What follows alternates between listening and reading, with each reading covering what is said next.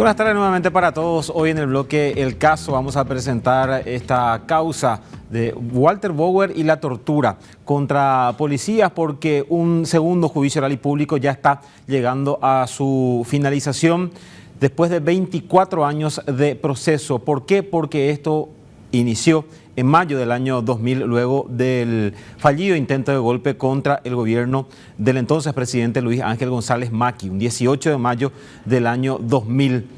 Entre el 19 y el 21 de mayo de ese año, del año 2000, se habrían sucedido estos hechos de tortura que para un tribunal de sentencia quedaron probados en este segundo juicio oral y público. Pero arranquemos hablando de los procesados en esta causa, hoy día ya declarados como culpables. Estamos hablando del exministro del Interior, Walter Hugo Bauer Montalto, de 65 años, el comisario retirado Merardo Palacios Melgarejo, de 66 años, y el comisario Osvaldo Javier Vera Espínola, de 51, quien se desempeñaba se desempeña actualmente, mejor dicho, como jefe de la comisaría de María Auxiliadora en Itapúa. Estos son los acusados que ya fueron declarados culpables en este segundo juicio oral y público del hecho de tortura.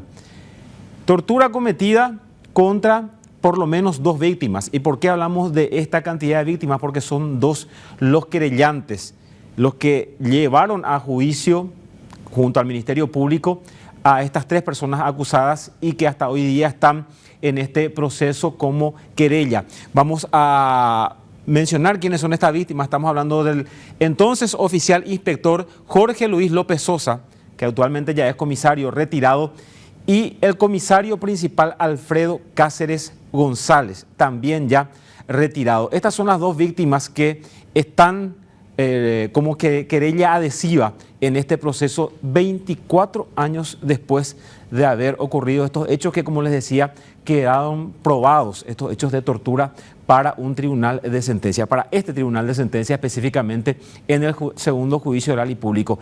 ¿Qué pasó en el primer juicio? Y es lo que queremos detallar en la siguiente gráfica, porque se realizó un primer juicio que finalizó el 30 de diciembre del año 2019. Es así, horas antes que termine ese año 2019 tuvimos la primera sentencia en este juicio. ¿Y cómo finalizó ese enjuiciamiento?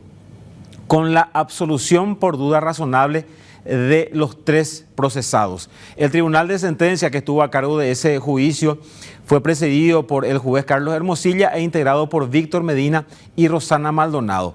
Los magistrados Carlos Hermosilla y Víctor Medina fueron quienes votaron por la absolución de Walter Bauer, Merardo Palacios y Osvaldo Vera por duda razonable. Es decir, para estos 2 magistrados hubo duda de que se hayan dado, de que hayan ocurrido, de que los acusados hayan cometido esos hechos de tortura que forman parte o que están en la carpeta del Ministerio Público y que los querellantes obviamente trataron de probar en ese primer juicio oral y público. La magistrada Rosana Maldonado ya en ese primer juicio había votado en disidencia frente a sus 2 colegas por declarar culpables a estos 3 acusados en este juicio oral y público. Los fiscales en ese primer juicio fueron Fabián Centurión y Santiago González Vivolini, y está bien hacer el detalle de los fiscales que llevaron a ese primer juicio, porque la primera imputación fue presentada el 28 de julio del año 2000 por el fiscal Amílcar Ayala Bonzi. Él fue el primero que presentó la imputación, y esa primera imputación se presentó contra Osvaldo Vera, Merardo Palacios y Basilio Pavón, comisario en ese entonces, jefe de la comisaría 11 de Asunción, ya fallecido. Cuando fue imputado el entonces ministro del Interior, Walter Bauer, y fue imputado en febrero ya del año 2001 por parte del fiscal Amílcar Ayala Bonzi. La acusación se presenta, les decía, la primera imputación julio del año 2000. 2 meses después de haber acontecido estos hechos de tortura, según lo que se probó en este juicio oral y público. En febrero del año 2001 se incluye en este proceso a Walter Bauer como imputado también por esos hechos de tortura. La acusación del Ministerio Público se presenta 6 meses después, específicamente en julio del año 2001 en realidad, por parte de los fiscales Amílcar Ayala y Rodolfo Centurión. son los que presentan esta acusación ya y 2 meses después contra los primeros procesados, Merardo Palacios, Osvaldo Vera y Basilio Pavón. Hay una segunda acusación presentada 2 meses después, en agosto de ese año 2001, obviamente incluyendo a Walter Bauer.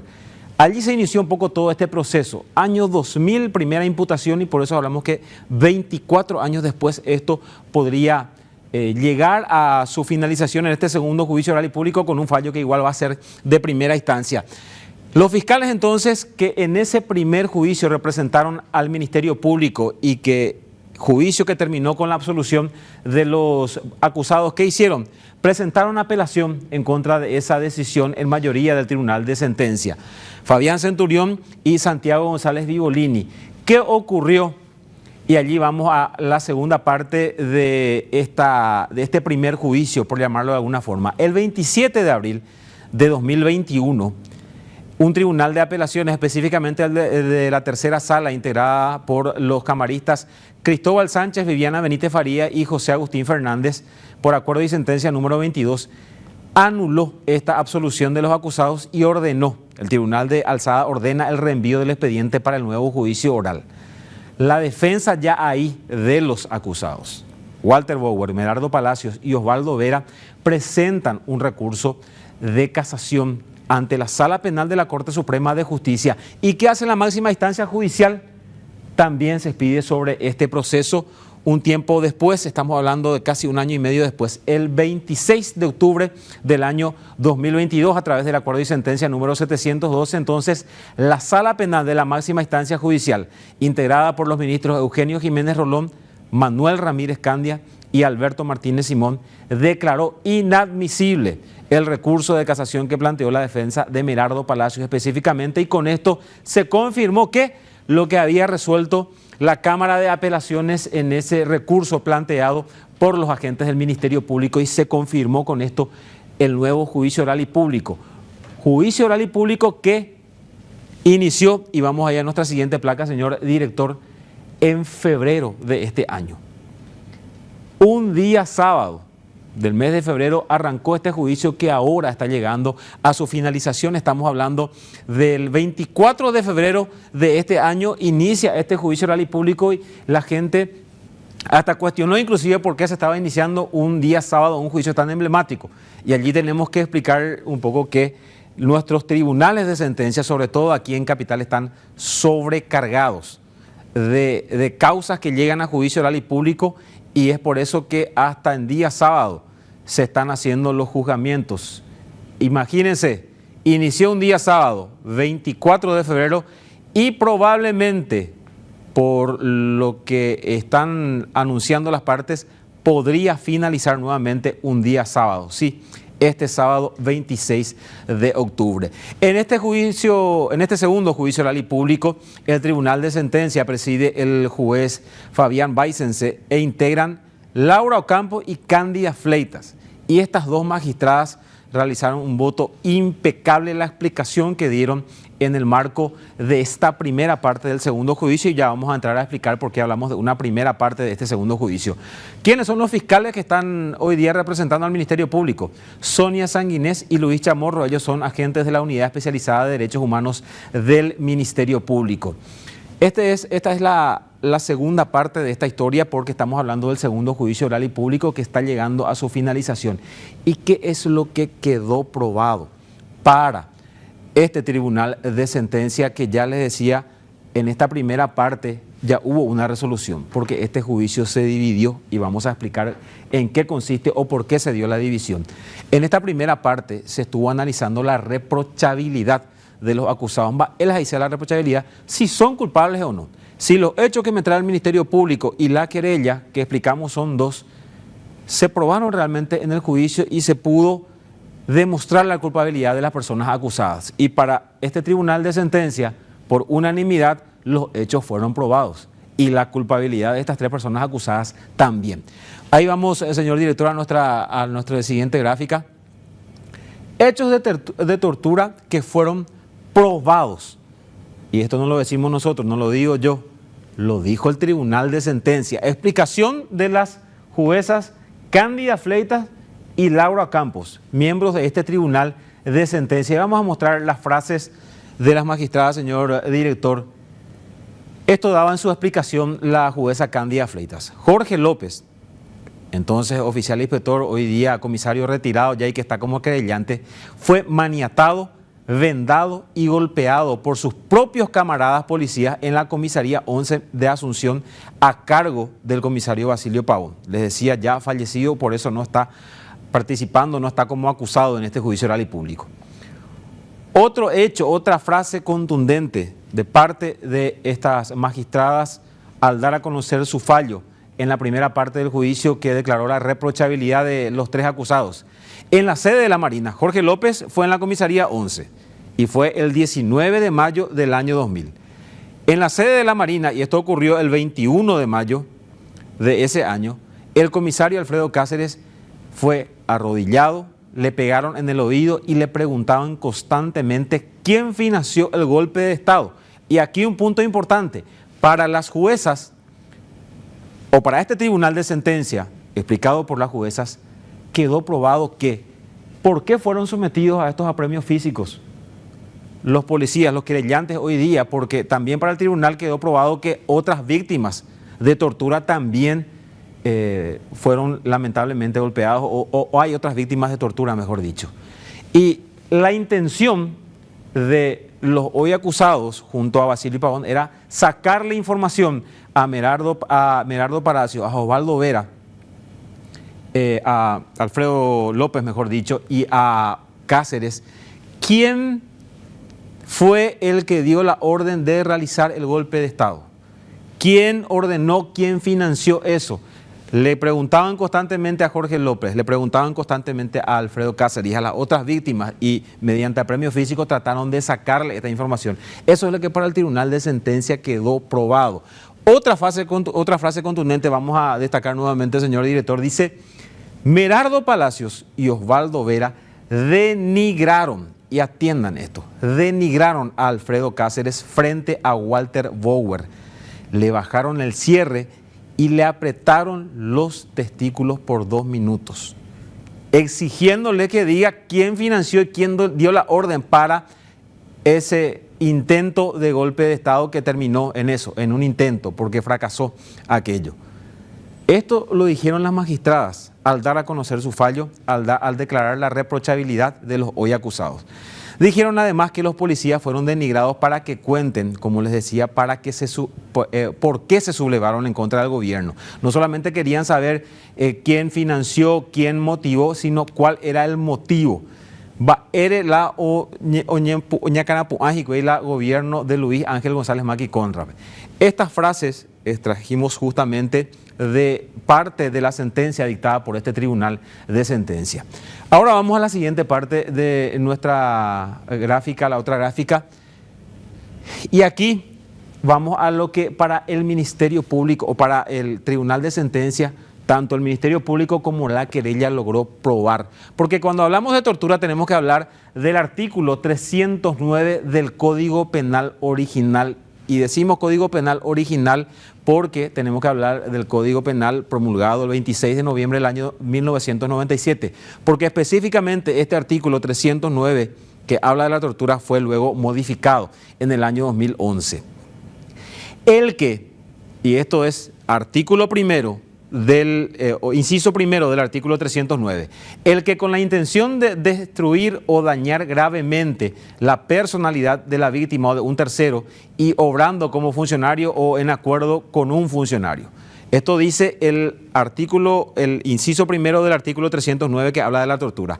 Numeral 1, nuevamente, realizar un hecho punible contra, y ahí vamos a los apartados A y B. Hecho punible contra la integridad física conforme a los artículos 110 al 112 y la libertad de acuerdo a los artículos 120 al 122 y el 124. Y allí habla de la pena, de a qué se expone la persona que comete este hecho punible. Será castigada con pena privativa de libertad no menor de 5 años. Es decir, el tribunal de sentencia dice, con todas las pruebas que me trajeron, con todos los elementos que en este juicio oral y público fueron producidos o producidas las pruebas, las evidencias, los elementos, Esto es lo que para nosotros quedó. El hecho de tortura con el inciso primero y los apartados A y B en el numeral 1. Así es que para el tribunal de sentencia no hay duda alguna. Ya fueron declarados culpables Walter Bower, Merardo Palacios y Osvaldo Vera por estos hechos de tortura entre el 19 y el 21 de mayo del año 2000 contra Jorge López y Alfredo Cáceres y otras víctimas que no están hoy día como querellantes, pero que en el juicio también se probó que fueron víctimas de apremios físicos. Vamos a la siguiente parte, señor director de nuestra historia, porque les decía yo, ¿por qué se habla de división del juicio? Y allí, a pedido de las defensas, se aplicó lo que indica el artículo 377 del Código Procesal Penal. El presidente podrá, dice esta normativa, cuando sea conveniente para individualizar adecuadamente la pena o para facilitar la defensa del acusado, dividir el juicio en dos partes. En la primera se tratará todo lo relativo a la existencia del hecho y la reprochabilidad del acusado, que es lo que ya ocurrió, se probó el hecho, se probó la culpabilidad de los acusados, y en la segunda lo relativo a la individualización de la sanción aplicable. Si la sanción que se puede aplicar a las resultas del juicio puede ser superior a los 10 años o la aplicación de las medidas previstas en el artículo 72, inciso tercero y cuarto, numeral 1 del Código Penal, la división será obligatoria si la solicita el imputado, y que es lo que ocurrió en este juicio. No menor a 5 años, dice la norma, y se exponen hasta a 25 años de cárcel, lo que nos estuvieron diciendo fuentes judiciales. Así es que, ¿cuándo se va a dar a conocer esto?